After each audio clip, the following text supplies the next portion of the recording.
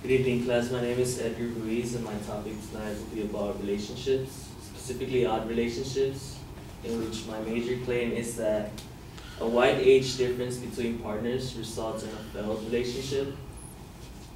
I repeat, a wide age difference between partners results in a failed relationship. When I say a wide age, I do not mean 5 or 3 or even 7 years. I mean an age gap difference of 10 to 15 years, which is, in my particular opinion, ridiculous. However, many do argue that age is just a number, that love is not measured by age, but by the aroused affection or sentiment towards someone and how they feel towards that person.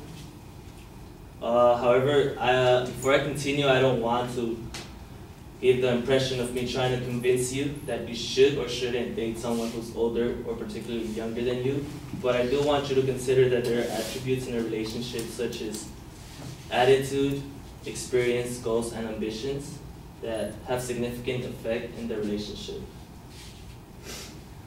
This brings me to my first point, my first claim that says a significant variance in age will harm the attitudes of each in the relationship. Obviously, it would be unreasonable to think that both individuals with such different age would have the same mentality. While the younger person has a more daring and vigorous mindset, the older person has a more moderate and mature view to things. The older person might also be much more prepared for more than just dating and considers to establish his or her future, while the younger is less expectant of their future and is still trying to figure out what they want for their life. A research from Emory University shows that the bigger the age gap in a marriage, the more likely the couple is to divorce. The research also states that the couple is more likely to divorce 2 to 3 years after they have married.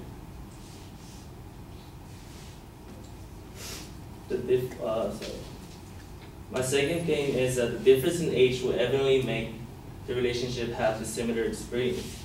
With such differences, and having to be born in different generations, it is not unlikely to have different customs and roots from where they come from. The gap between each other's ages can be a factor to different stages they have encountered in their life. Since there is an age gap, each individual might have different priorities in their careers or in their education. Therefore, the relationship has high chances of lacking good communication and might not share similar interests or might not have anything in common. This makes the relationship less sustainable. The difference in experience can also show the difference in responsibility between them. The older person might be used to the pressure and can adapt to this role with less difficulty, while the younger person might not be ready for such compromise. The older you are, the more significant goals and ambitions you have. Notice I did not say the more ambitions and goals you have, I said the more significant goals and ambitions you have. What do I mean by this? The difference in goals and ambitions can be significantly distinct between them. The older person might want to consider having children, a family. They're probably more committed and dedicated to their career. While the younger person is trying to enjoy their early years and is equipped with energy and motivation to fulfill their ambitions. The older person is wiser to consider investments that benefit their future, while the younger person seeks to acquire everything they desire at the moment. It is evident that there is free will to date who you want, regardless of their age, whether it's younger or older. I guess you can argue if you're happy with them, then so be it. I guess you can argue if you're happy with them, then so will be it. But I sure hope that we can agree that more than likely a wide age difference between partners will result in a failed relationship. Thank you.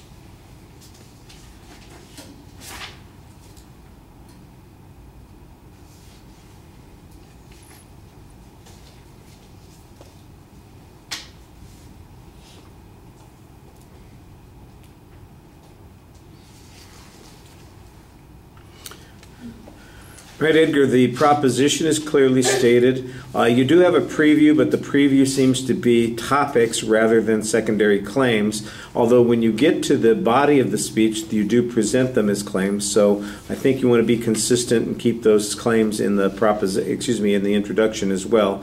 You define what you mean by the significant difference. I think that's great, assuming that there's some data that applies to that 10 to 15-year difference. And this is the place that I see the most weakness in the argument, is that there isn't really any data in the speech. You have one piece of information from the Emory University research that said that they're more likely to divorce, and it's more likely to occur 2 to 3 years after they marry.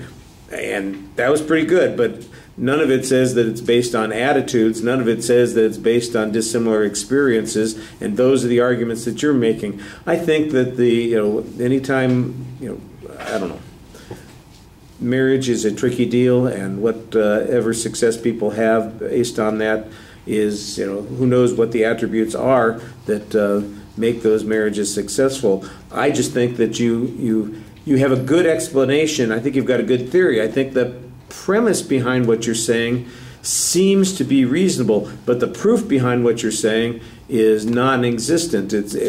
You're basing it on stereotypes about people in different age groups, and I'm wondering, if there's a basis for those stereotypes. Has there been any attempt to measure these sorts of things? This sounds like a sociology research that there's probably a lot of data on, but that you haven't really discovered it to put into the argument, and I think that is problematic. I think you do a very nice job presenting it for the most part. You speak to us, you explain your reasoning and your thoughts. I'm just not sure that you're providing enough proof to be convincing on that. As long as I accept your premises, we're in good shape, but I'm not sure that the premises are valid, that young people are different from old people in the ways that you describe, and that those differences have a significant impact. You just take those as a given without offering any proof on that. Like I said, the only proof that we get is that there's sometimes they divorce more frequently, and they do so within a short period of time.